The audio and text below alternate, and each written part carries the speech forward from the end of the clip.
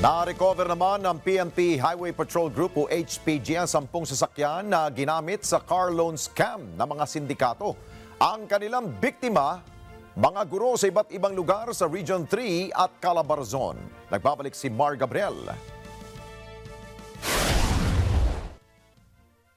Iprinisinta ng PNP Highway Patrol Group at Presidential Anti-Organized Crime Commission ang 10 sasakyan na ito na na-recover nila mula sa iba't ibang lugar sa Region 3, Region 4A at Metro Manila. Ilan lang ito sa mga sasakyan na ginamit ng sindikato sa likod ng car loan scam kung saan mga guro ang naging biktima. Upon filing of the complaint, pina-alarm na po natin ang mga ito. So that was the time na yun na yung may na-recover tayo at saka may sinurrender nila. Nung nalaman nila na naka-alarm yung mga sasakyan nila. Bukod sa buwan ng hulog sa kotse, pinangakuan din sila ng 5 hanggang 10,000 extra income.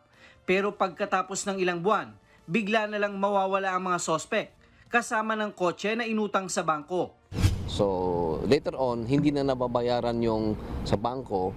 Yung bangko ngayon hahabulin yung mga teachers. So kaya nagkaroon na ng mga estafa na ito na.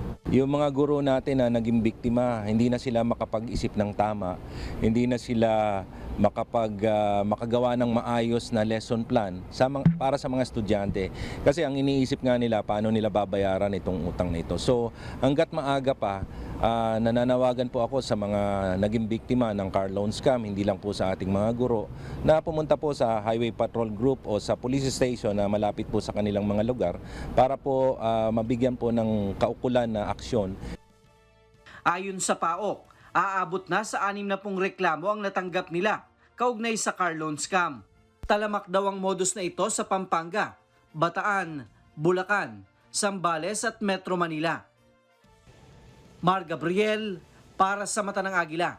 Matatag, matapang, matapat. Maraming salamat sa inyo pong pagsubaybay sa Mata ng Agila Primetime. Para malaman ang matatag, matapang at matapat na mga balita, i-follow lamang at mag-subscribe sa @net25tv.